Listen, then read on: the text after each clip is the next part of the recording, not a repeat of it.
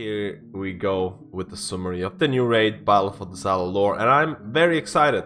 I get this question asked quite often about how I feel about the new raid, and I feel my initial response, my initial testing. I've completed the heroic version of Battle for Dazar'alor on my mistweaver monk. I've done a lot of it with my resto druid, and this is going to be somewhat a healer perspective from the new raid. But overall, the 9 bosses from the new raid feel way more memorable than the 8 bosses from Mythic Ulde or from Ulde in general. I thought Ulde was actually a decent step towards an entry raid in the new expansion. I thought it wasn't terrible, and I didn't think it was fantastic.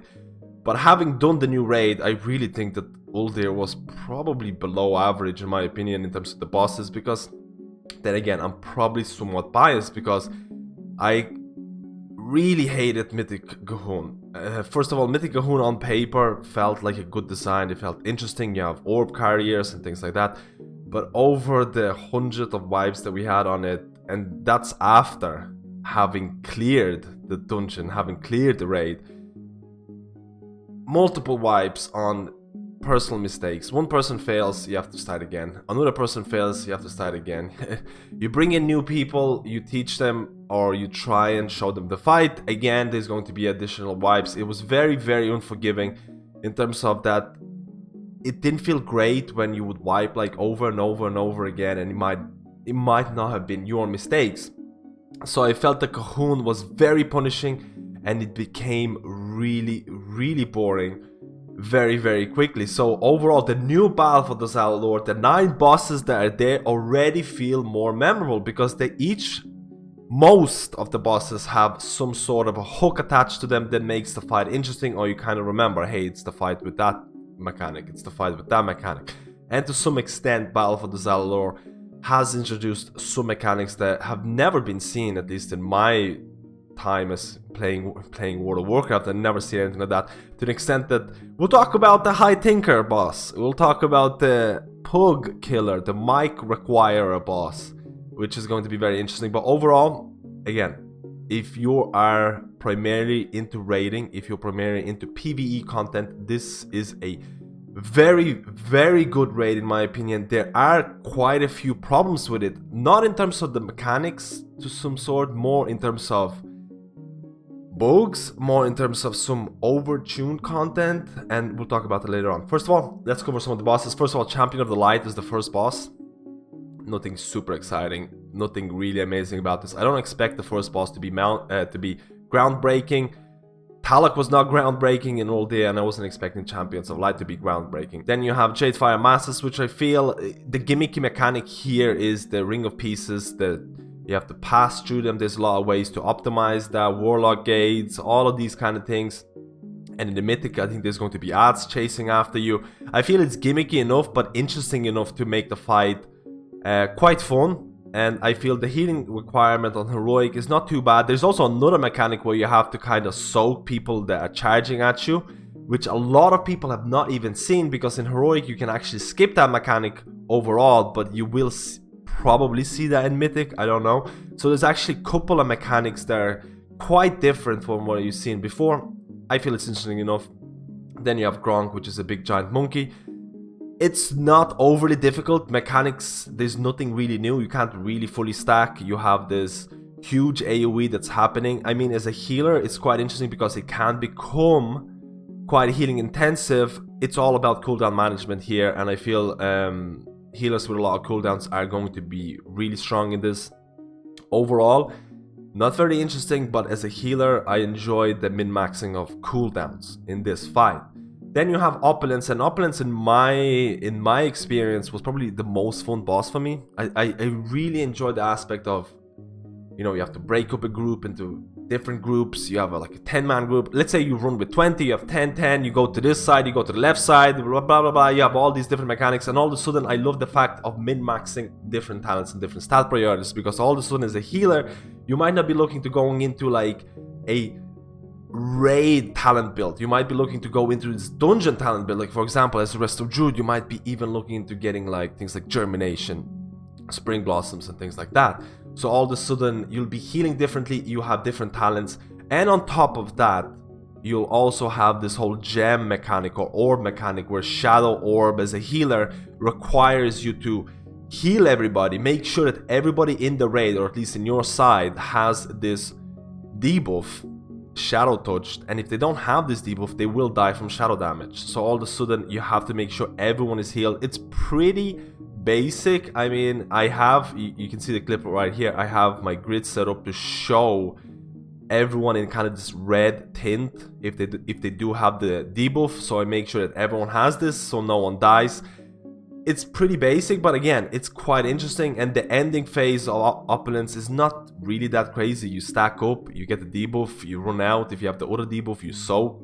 It's not too crazy. The mythic mechanics look pretty interesting with the fact that maybe you'll be running out of space and maybe there's going to be a high DPS requirement here. But overall, I feel Opulence is definitely something different and something fun. It's a different kind of fight. Then you have Conclave. In my opinion, Conclave is pretty basic and it's not very memorable. Outside of the cluster of mechanics that are happening, you know, people getting chased by raptors and things like that. The main thing, the main hook of this fight, in my opinion, is when the winds come, you have to stack under the boss and you have this smallish area where you can stack. And in Heroic and in Mythic, it's most likely there's going to be a lot of stuff happening in this small area and you need to optimize your space. People are going to get debuffs, there's going to be frogs, whatever. You need to run out, you need to make sure that you're still within this small area but also avoiding mechanics. So that's the hook of this fight, and I don't feel it's crazy experimental, but again, I don't see this as a bad fight. I see this as a decent challenge. Rastakhan again is another fight that I found to be interesting, especially if you're going down or going up. I don't know how people refer to it, but if you go to this like death phase or whatever, where you have to heal people, there's a lot of healing on the move. You have to make sure that you're going to clear your stacks. When you clear stacks, there's going to be damage in the other realm and things like that. I found this to be quite interesting. I definitely see this as that phase being like a resto druid dream, because there is a lot of healing on the move, because you have to dodge all of these orbs. Like, there is a lot of healing on the move, and it'll be interesting to see how this fight is gonna pan out in Mythic. If you don't go to this death phase, I'm gonna call it death phase for the time being, just because everything kind of grays out. The fight is not that crazy. This is just dodging mechanics and things like that, but overall I feel it is decent enough. Then you have to go and talk about the High Tinker, and High Tinker is one of the boss fights where so many people have failed, and our guild actually wiped on this the most. And it's not because of the social mechanic that's introduced. And I'm gonna call it social because for the people who haven't done the heroic version, 3 people are going to be selected. They're going to be shrunken and they need to go and select robots. Once they go into a robot, you will have a bar full of colors: red, green, blue, orange, whatever. And you're going to have a color above your head, and you need to click the button corresponding to the color above your head. The catch is you cannot see the color above your head. Only the other 2 people who are in the robots can see the color. So basically, I will have to wait until a player A will tell me, "Hey MadSkillz, your color is blue." I click blue. Then I might look at the other player and say, "Hey player A, your color is green." That person clicks green. Then the player tells me, "Hey MadSkillz, your color is orange," and I click orange. There are multiple ways of optimizing this fight, where one person might say everyone's colors. So I'll be like, "Player A, you're blue," player B, you're yellow, player A, you're red, and so on and so forth. And then they will tell me my colors before exiting the robots. There are multiple ways to optimize this. Like, there is so many different ways of how guilds are doing this. The big requirement here is microphone, being able to talk and being able to tell colors. I mean, it's probably going to be somewhat difficult for people who are colorblind. Maybe there are options for that as well, I don't know. But either way, this fight is a poke killer in a lot of different ways, because not everyone has a microphone, or not everyone is willing to communicate during microphone. And the reason you need to have a microphone is because the 3 people that get selected is usually very, very random. I think the first one is always going to be one of the tanks, and then the other 2 are going to be random. I'm not 100% sure on it. But the reason why a lot of people wiped on this, and the reason why I'm going to be covering the bad aspects of it, is disconnect issues. And a lot of people have had this issue where they're about to enter the robot and everything, you're just disconnected. And the problem is your character is still in the robot, no one else can enter it, you cannot press the colors, and it's usually going to be either a massive debuff in the party where a lot of healing required, and probably some people are gonna die, maybe lead into a wipe. And overall, you might be overrun with robots down the line. So this disconnect issue is an absolute killer, and this has happened to a lot of people out there.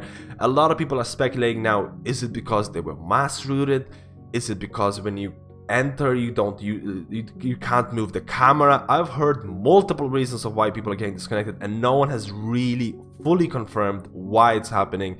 I feel there is a bigger issue here, but if this doesn't get fixed for Mythic, this is going to be extremely sad, because this fight overall I feel is very interesting, introduces new components to World of Warcraft, and overall, whether you hate it or not, this is a new aspect. Social interaction in an MMO game.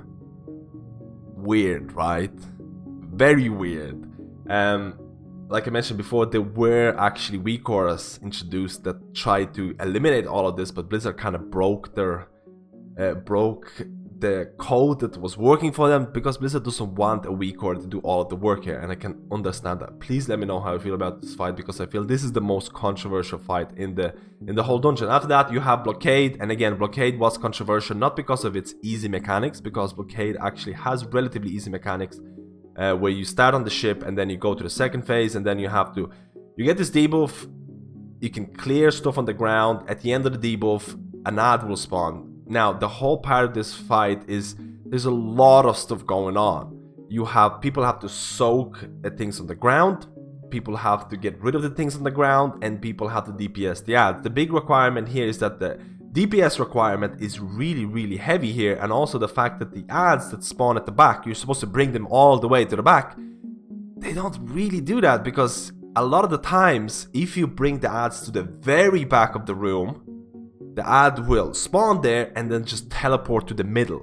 So again, a lot of people on forums, Reddit and things like that are saying like, you can only bring them halfway through beside the fire things, you can only do it there, you have to jump and dance to avoid it from teleporting. Like, I mean, there is tons of different things that are emerging as ways to get rid of this bug. But this happened a lot, and because DPS requirement is kind of overtuned in normal and heroic, this has been one of the hardest fights in the dungeon.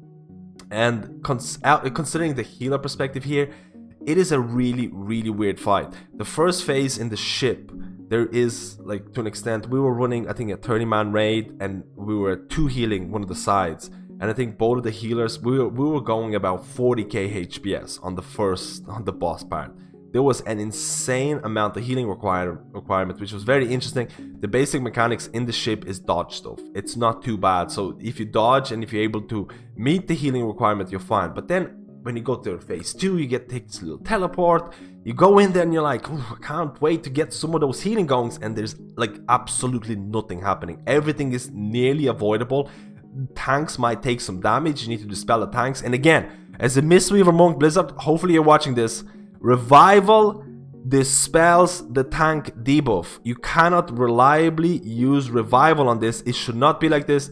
Please change this. Revival should not dispel the tank debuffs on Blockade fight. Please go write the forum blogs. It should be fixed. But overall, the second phase, there's absolutely nothing happening. It's kind of sad. So as a healer, you basically spend most of your time DPSing, because the DPS requirement is really heavy. So now let's move on to Jaina, and Jaina is an interesting fight.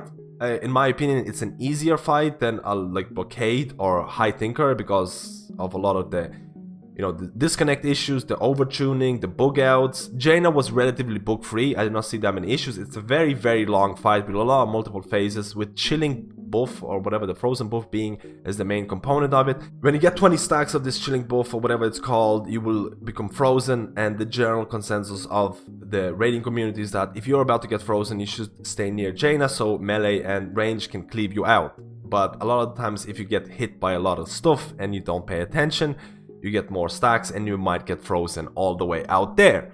So what's the best way to do it is that Living Action Potion, which is like, it used to be in vanilla, I think Draenor and stuff like that. Living Action Potion is able to take you out of the ice block. on top of the facts things like bubble and things like that can take you out of ice block. And the general consensus of the raiding community for heroic Jaina is that you stack up on living action potions, and if you're all the way out there, get frozen with 20 stacks like a pleb, you use the potion.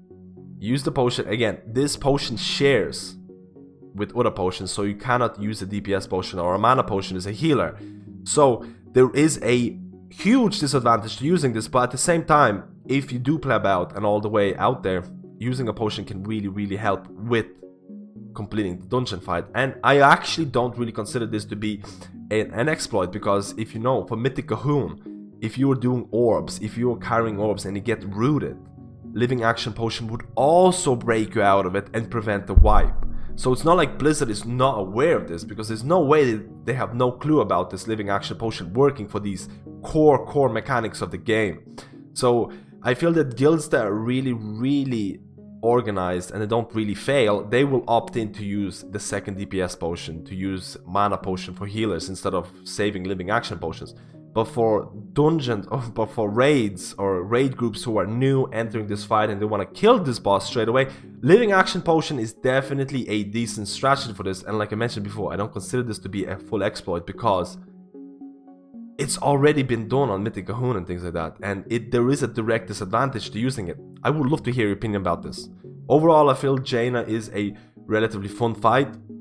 Mistweavers were really strong for this, just because of how much healing Essence Font can do, and I really enjoyed this fight. As a Mistweaver, Resto Druid was pretty fun as well.